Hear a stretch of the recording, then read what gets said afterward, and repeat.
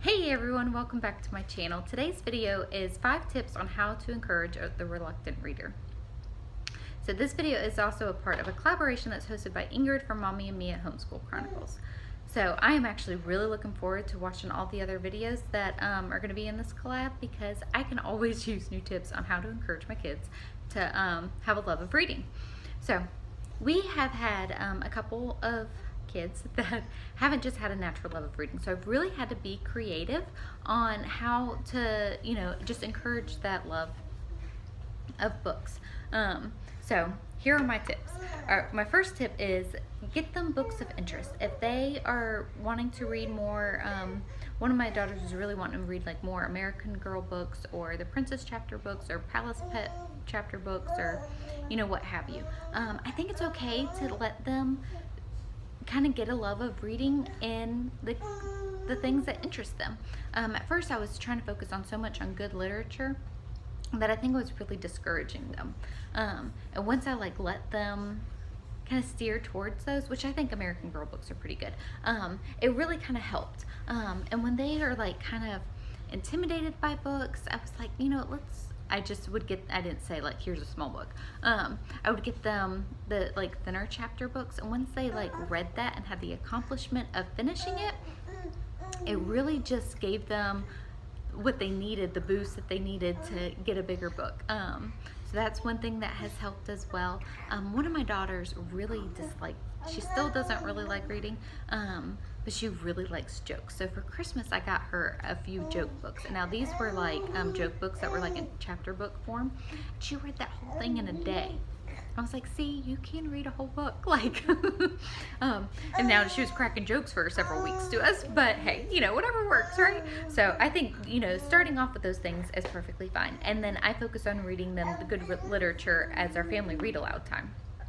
So tip number 2 would be, if they are not wanting to read certain books, or one of my daughters really is just never sure about what book she wants to read, I just encourage her, read the first 3 chapters, and if you don't like it, put it down and we'll try a different book. She was like, oh, okay, I can do that.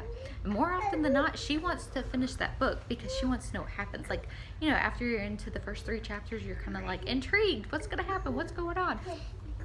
So another thing that I have done when they are kind of intimidated by a book or something that I'm suggesting, I'm like, well, let me read you, the first 1 to 3 chapters, and then you finish the book. And they're like, oh, okay, yeah.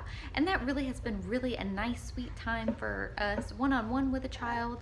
And it gives us something to talk about, and, then it's just been a really sweet time. I really kind of like that. So tip number 3 would be to set a good example. So I grew up with a love of reading. I always read. I always had a book. But then once I had kids, it got put on the back burner. I just didn't really realize it until a few years ago. And I was like, why is this happening? I love reading. So I find that whatever I'm doing, my kids want to do. I'm a big crafter, so anytime that I'm doing a craft, I have to prepare them to want to do the craft along with me. And it's the same thing with reading. If I'm sitting down and reading my books, the kids want to sit down and read their books. So I think just being a good example is obviously the best the best tip of all. So tip number 4 would be, we have done a scheduled read aloud time. Now this has been something that I have always wanted to do, and I've kind of struggled because we have such a large family and different ages. It's been kind of hard for us to sit down and have us all reading at one time. I had so many kids that needed help with reading that I couldn't help everybody during this time, so it was easier for us to do it separately. Well, now in the last year or 2, I have now definitely 3 independent readers, and Jackson is doing much better, and he can read his readers on his own. I'm sorry, Harper's over here on the floor with me. Will you sit her up, baby? So he can read, several of those books during this time, and I'm reading my book, and the girls are reading their books, and it's been a very sweet time for our family as well. Oh, come here. Hey, come here. Say hi, people. See, Harper likes to read books too, huh? Do you like to read a story? Oh. So that's been really a nice time as well, that I have really enjoyed. And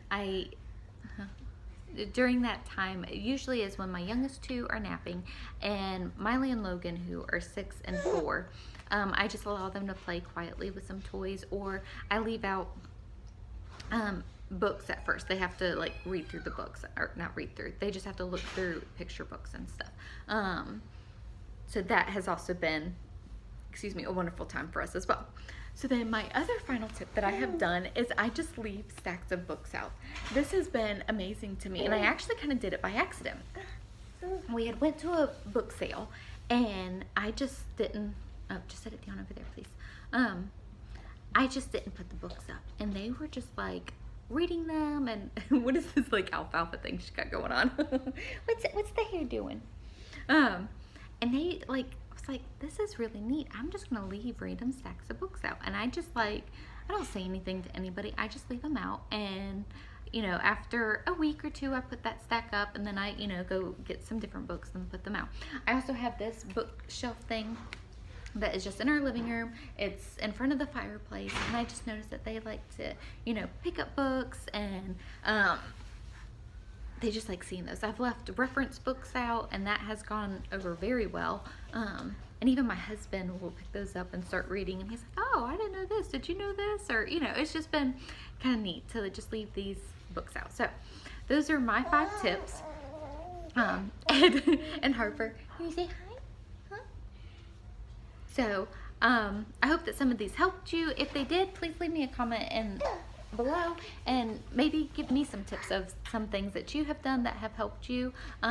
If you've enjoyed this, please give this video a thumbs up, and I'd love to have you subscribe to our channel. Bye.